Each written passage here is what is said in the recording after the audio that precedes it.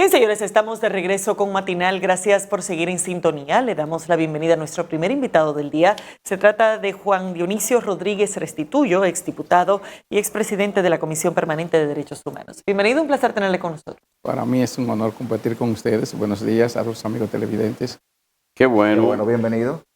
¿Cómo está o cómo están los derechos humanos en la República Dominicana? Bueno, el tema de los derechos humanos, la República Dominicana es de los pocos países que tiene plan de derechos humanos. Nosotros tenemos un plan que se está elaborando ahora vía la Cancillería 2023-2027. El primero se elaboró en el 2018, en el gobierno de Danilo Medina, 2022. Y a partir del 2022 se inició uno que se elaboró ya conjuntamente con la Cancillería 2023-2027. Pero obviamente nos falta mucho porque, como ustedes sabrán, nosotros tenemos una constitución que tiene un principio que es los derechos fundamentales. Y esos derechos fundamentales que empiezan en el artículo 37 y terminan en el 74 tienen sus instrumentos de aplicación. Y ha sido deficiente la aplicación de los derechos fundamentales en la República Dominicana porque nosotros no tenemos costumbre. Una ciudadanía que exige derechos pero no cumple deberes y unas instituciones débiles en términos de aplicación de la ley. Es decir, nosotros tenemos una anomia social en términos de aplicación de la ley. Nosotros tenemos más de 2.000 normativas. El tema, por ejemplo, penitenciario que nosotros manejamos, eso es horroroso. El tema de las ejecuciones policiales. Nosotros tenemos un país que aparentemente nosotros somos tranquilos, pero aquí mueren 5.000 personas al año de manera violenta, por accidentes de tránsito, por homicidio, por ahorcamiento, por electricidad, es decir, por ahogamiento, es decir, unas múltiples razones que genera que la República Dominicana tenga ese problema, pero además nosotros incorporamos a la discapacidad más de 9.000 personas al año. Y aquí no se le pone atención a eso. Es decir, nosotros estamos creando un ejército de personas de discapacidad. Hay un informe que señala que el 50% de los homicidios es por el uso de armas de fuego. No están ustedes, porque hace mucho tiempo que no escucho eso, pero yo creo que debe haber un desarme de la población, porque aquí en cualquier lugar, en cualquier sitio, un ciudadano tiene hasta 2 armas de fuego, pero tú vas a cualquier lugar del mundo y avanzado, en Estados Unidos, en Europa, usted no ve un ciudadano con un arma. Mira, esta jefatura de la policía, la de General Guzmán, ha empezado a buscar armas. Nosotros teníamos más de 4.000 armas de policía que habían muerto, que se habían retirado, de militares en términos generales, y que se quedaban con sus armas, que murieron o lo mataron o se fueron del país o no sé qué pasó y su familia se quedó con sus armas. Y muchas de esas armas estaban en las calles y muchas armas se prestaban y muchas armas se alquilaban. Entonces, y muchas se roban. Y muchas se roban también. De hecho, de la policía también se robaron muchísimas armas. No, que matan militares y policías para robar. Claro. Y entonces, en los barrios, eso es porque además nosotros tenemos un mercado fronterizo en la que por Haití entran todos los tipos de armas. Y además hay mucha, bueno, ustedes conocen todo lo decomiso que ha hecho aduana de todas las armas que vienen de Estados Unidos, que es el gran exportador de armas en todo el mundo. Entonces yo creo que sí, que aquí hay que hablar de un desarme, porque aquí dice que la delincuencia, señores, la delincuencia en la República Dominicana no es esa delincuencia que hay que evitar, que lleguemos a los niveles que está Ecuador, que está El Salvador, que el presidente de El Salvador ha tenido que tomar medidas extremas, o Colombia, o Paraguay, ¿entiendes? O toda esa zona que tiene Centroamérica, nosotros debemos de evitar de llegar a esa situación. Recientemente, Juan Dionisio, el presidente Abinader presentó una cifra de disminución de la criminalidad. Ellos presentaron unos cuadros donde la tasa de homicidio se redujo hasta un 8.3% por cada 100.000 habitantes y 22.5% en cantidad de robo. ¿Esos datos corresponden con la realidad, a tu juicio? Mira, yo no sé si el gobierno comunica correctamente con el asunto de los datos, pero eso es posible. Pero vamos a partir de lo que existe en la cárcel y lo que dice la misma Procuraduría General de la República. Por ejemplo, el 31% de los casos penales que se están conociendo en la República Dominicana es homicidio. 31%. Casi el 80% de esos son jóvenes menores de 24 años. El 87% de los 25.000 privados de libertad que tenemos tienen menos de 85% tienen menos de 29 años. Entonces, obviamente que eso es posible, que esos datos sean reales, y hay un dato que también nosotros debemos de verificar. Los homicidios entre policía y militar y civiles ha disminuido porque la policía también tiene una nueva táctica. Es decir, la policía hiere a una persona, lo monta en la guagua, se para en la puerta del hospital, le ve sus signos vitales y él muere en la emergencia. Entonces es un muerto del hospital, no de la policía. No es porque murió en el hospital. Entonces, también esas son cifras que se discuten, que hay que ver. De todas maneras, nosotros hemos bajado, y es verdad que se ha podido bajar el tema de la delincuencia porque se ha aumentado la vigilancia, pero no hay esa percepción en la sociedad, aunque sí los datos lo pueden verificar porque han disminuido, pero no en los niveles que nosotros queremos. ¿Y el tema de las ejecuciones extrajudiciales? Eso es lo que acabo de decir. Es decir, nosotros no hemos podido resolver ese tema porque no es el uniforme, es que hay una cultura. No es tan fácil. Yo siempre he dicho, y lo discutimos 1000 veces con las autoridades, el primer contacto que tiene el Estado con la sociedad es el policía. Y esas relaciones no han podido superarse. Pero estadísticamente, ¿cómo estamos? No, las estadísticas... Se reportaba, creo que en la primera parte del año, alrededor de 80 y tantas. 82. 82, y ahí no se reporta que alrededor también hay como 6 o 7 policías que también han muerto de manos de civiles. Entonces, vamos a decir que esa cifra no cumple con los requisitos internacionales de que deben bajar, pero va a la baja. Vuelvo a reiterar el tema de la forma en que también la policía actúa. Entonces nosotros, es el tema de la cultura que tiene es la el policía. abordaje. Y es cómo aborda el tema de la ciudadanía. Pero es que eso no es un tema de simple abordaje, eso en muchos casos es una disposición abierta en la Policía Nacional.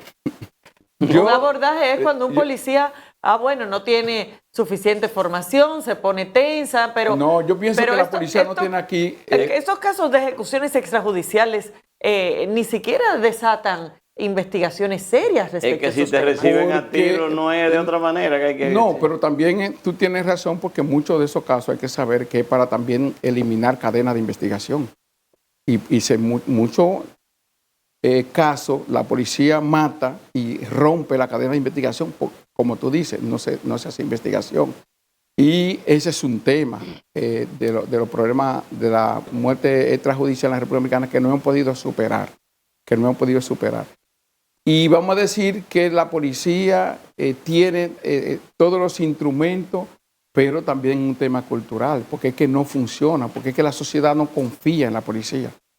No confía porque la policía se ha visto involucrada en demasiados temas y no tiene la moral, a pesar de que este gobierno le ha aumentado los salarios, le ha mejorado las condiciones, pero falta un tema estructural. ¿Quiénes son los que están ingresando a la policía?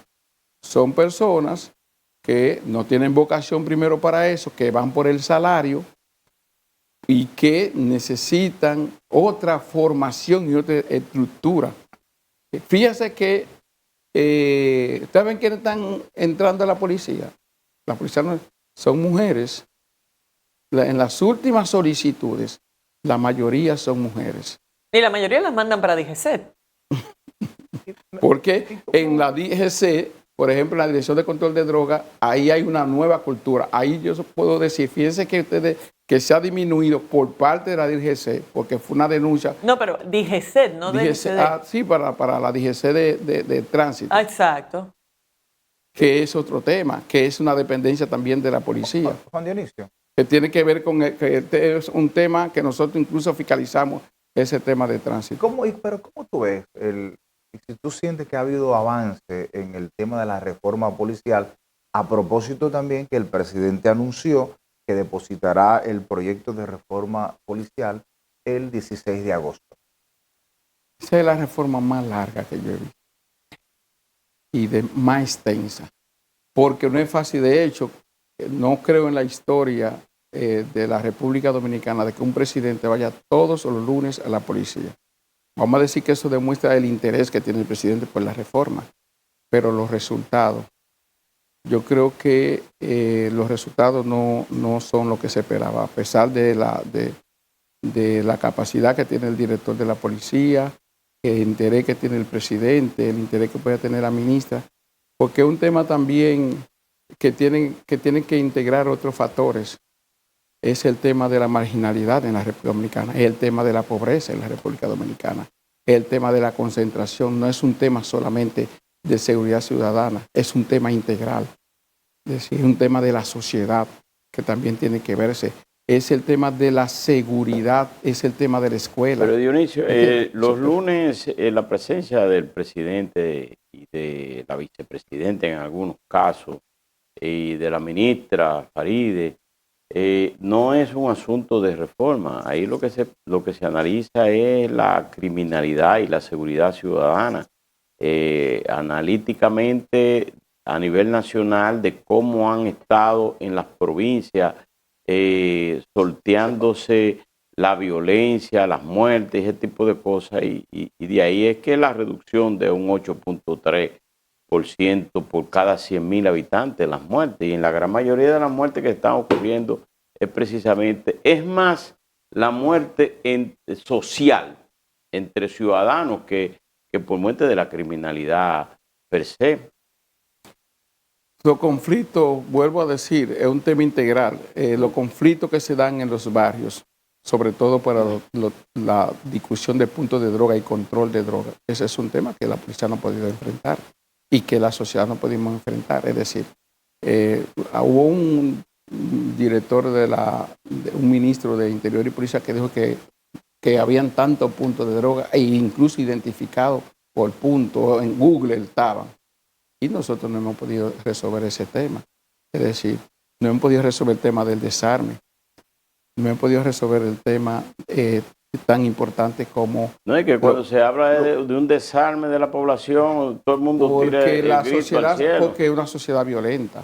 Porque lo que dice primero es, no, pero si desarman a la sociedad, están dejando a los delincuentes armados y de indefensa al ciudadano, pero es que hay que empezar, hay que a todo el mundo. Delincuentes, ciudadanos, todo el mundo tiene que entregar su arma. Mira, hay que empezar incluso por el tema de los conductores. Fíjate que se inició un tema porque es integral el tema de la policía, porque es un tema de seguridad pública y un tema de seguridad ciudadana. Y el tema es integral, no es un tema solo de la policía. Claro. Es un tema que tiene que ver la sociedad. Y tiene que mejorar también las condiciones de vida de la sociedad. Tiene que mejorar las condiciones de vida de los barrios. Tenemos que poner la atención a la juventud, señores. Estamos diciendo que según la Procuraduría General de la República, el tema del sicariato en la República Dominicana lo están cometiendo jóvenes menores de 24 años. Entonces, ¿qué lo que están presos en la cárcel en nuestro país son jóvenes? Y por lo regular son los pobres de la pobreza. Los presos de la pobreza, como nosotros le llamamos de una PREP.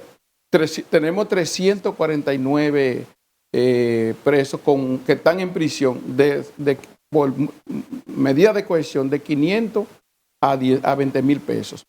Pero el tema de la reinserción social que se ha querido instalar aquí con la reforma penitenciaria tampoco es un tema que hemos podido resolver. Yo espero que ahora se resuelva con el Ministerio de Justicia, que le quite a la Procuraduría General de la República el tema penitenciario, porque un 38% de los delitos que se cometen en la República Dominicana vienen de las cárceles. Entonces, es un tema importante. ¿Qué falta para que se resuelva esto? Bueno, yo creo que con la aprobación de la ley que crea el Ministerio de Justicia, entonces quitarle a la Procuraduría esa, se crea un viceministerio de Asuntos Penitenciarios y Correccionales y se crea un sistema, no solamente un sistema de asuntos penitenciarios y correccionales, sino también que se crea un sistema de derechos humanos y un sistema de justicia. Y eso entonces puede ayudar a resolver el tema de la criminalidad y de la delincuencia en la República Dominicana. Que por cierto, en el caso de Las Parras y de otras cárceles modernas que se han hecho, ¿cuándo van a empezar a ser trasladados a esos lugares penitenciarios que hay, oye, están sobrepoblados donde se encuentran? Bueno, nosotros tenemos 25,000 privados de libertad y tenemos capacidad para 15,700. Ahora en agosto se va a... Repite. Nosotros tenemos en estos momentos 25,000 presos y tenemos capacidad para 15,700. En todo el país. Entonces estamos diciendo que tenemos, la Defensoría Pública hizo un levantamiento, tenemos 4,000 personas durmiendo en los baños y en el piso, ¿me entiendes? Pero ahora vamos a trasladar 2,400 a La Parra, ahora en agosto. En agosto. En agosto se va a trasladar 2,400 a La Parra, se va a llevar 900 a San Juan, se va a llevar 600 a Higüey y 200 a Barahona. Es decir, que nosotros vamos a sacar 4,000 internos para mejorarles sus condiciones de vida. Y esa reforma que va para La Parra, obviamente no vamos a llevar eso, todos son de La Victoria. Pero son de La Victoria. Sí, esos 2,400. ¿Cuántos hay en La Victoria? En La Victoria en estos momentos hay 4,999. Pero de ahí se llenó todo ya. 4,999 hay en La Victoria en estos momentos. Y en San Cristóbal, que se hizo también una cárcel modelo también, que no es la que está, sino ampliada. Ahí también ya están habilitando. Todavía esa no está habilitada, porque esa fue una extensión que se hizo de Najayo. Sí. La que van a estar habilitada en diciembre, va a estar habilitada Higüey, Anamuya, que va a tener capacidad para 600. Se va a estar habilitada también en diciembre Pedro Corto, en San Juan, que va a tener capacidad para 900. Y vamos a Barahona también en este año. Pero también, Restituye, hay muchos presos que están ahí porque se robaron un salami, porque alguien dijo que se robó cualquier cosa y agarran una medida de coerción preso ahí y dura años. Miren, yo le acabo de decir, nosotros tenemos presos por 500 pesos. Cada preso, cada interno le cuesta al Estado Dominicano. Dice la Procuraduría $18 diarios, dice UNAPRED 1,400 pesos todos los días. Se gasta el Estado por cada uno de los privados de libertad que están internos. Y tenemos 349 que están por medida de cohesión de 500 a 20,000 pesos, que es lo que nosotros le llamamos, y se ha creado un fondo de libertad para esos presos de la pobreza, que ya incluso el presidente dio ese fondo y que está en un proceso de ejecución con la Defensoría Pública. Pero ese es un tema, el tema de la medida de cohesión, que es otro tema de la Procuraduría. ¿Por qué? Porque nosotros tenemos el 64% de los 15,000 que están internos son con medidas de cohesión. Por eso es la necesidad de sacarle a la Procuraduría el tema carcelario, que nunca lo tuvo hasta el 64, cuando el triunvirato le pasó, cuando se desapareció el Ministerio de Justicia, que fue creado cuando nació la República. El primer secretario de Justicia que tuvo este país fue Tomás Bobadilla y Briones, en el 1845. Porque nosotros nacimos cuando nació la Constitución del 1844, el 6 de noviembre, trajo 4 ministerios en su artículo 109. El Ministerio de Justicia e Instrucción Pública, el Ministerio de Interior y Policía, el Ministerio de Hacienda y el Ministerio de Guerra y Marina. ¿Qué otras funciones le vamos a dar a ese ministerio? Bueno, va a crear un sistema de justicia, va a crear 3 grandes sistemas. Va a crear un sistema de justicia, crea un sistema de derechos humanos y crea un sistema de asuntos correccionales y penitenciarios. ¿Cómo que un sistema de justicia? ¿Pero el sistema de justicia lo tenemos? No. Este es un sistema de justicia para todos los aspectos administrativos de la justicia. ¿Por qué? Porque...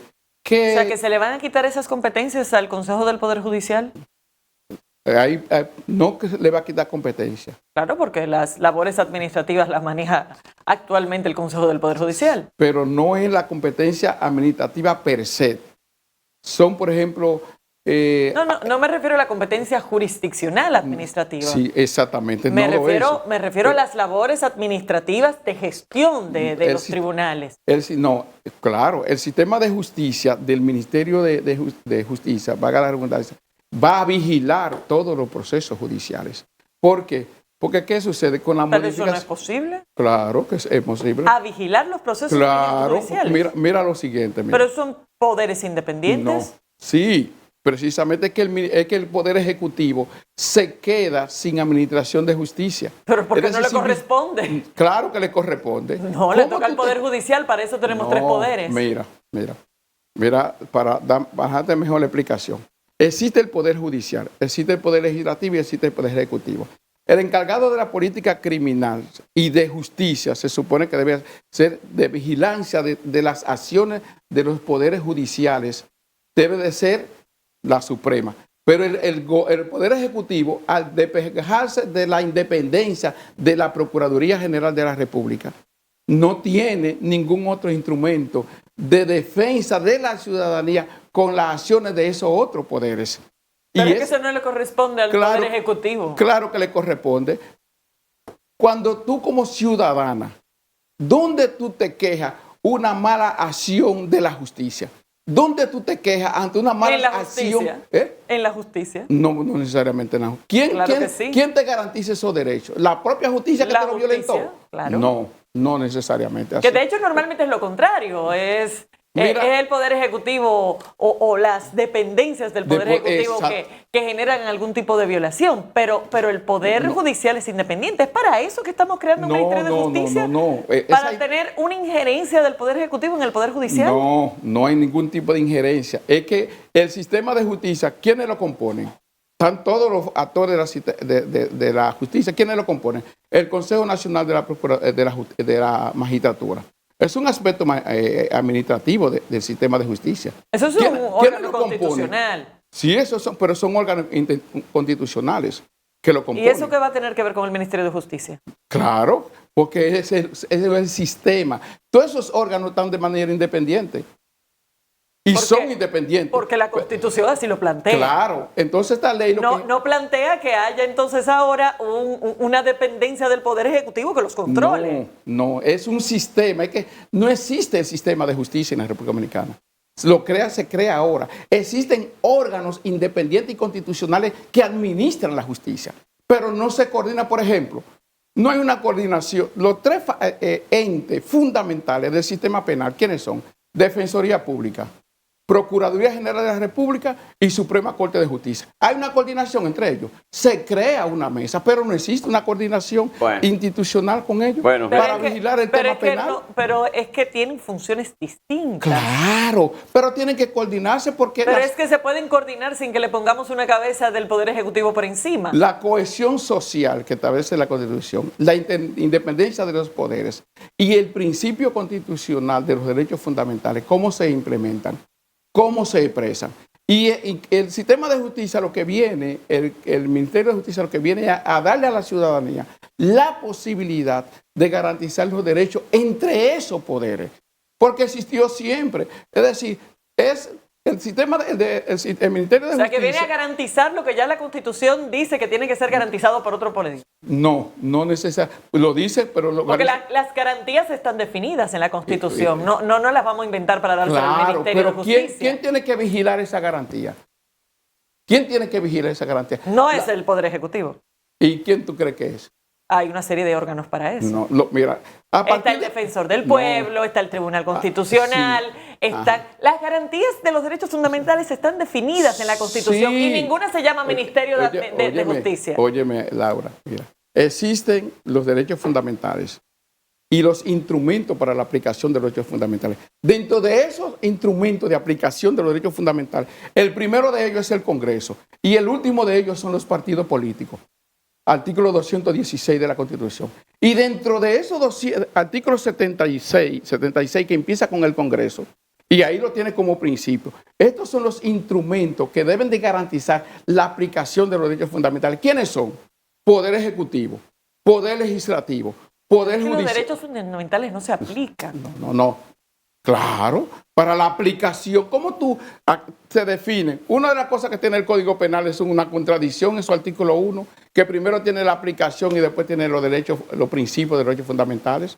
Pero es la Constitución que lo dice. Primer principio de la Constitución son los derechos fundamentales. Y el segundo gran principio de la Constitución son los instrumentos para la aplicación de esos derechos fundamentales. Bueno, porque no es una teoría. Vamos a tener que invitarte, Restituyo. Pero un concepto claro. Una cosa son los principios y una cosa son los objetivos. Los principios es la teoría, los objetivos es el mecanismo de funcionamiento para la aplicación de esa teoría. Nada de eso explica el Ministerio de Justicia. Entre abogados y derechos, ahí no van a terminar en el día de hoy con esta discusión. La tenemos que hacer. Señores, despedimos a Juan Dionisio Rodríguez Restituyo, exdiputado, expresidente de la Comisión Permanente de Derechos Humanos. Gracias por su visita. Vamos a una pausa, ya volvemos.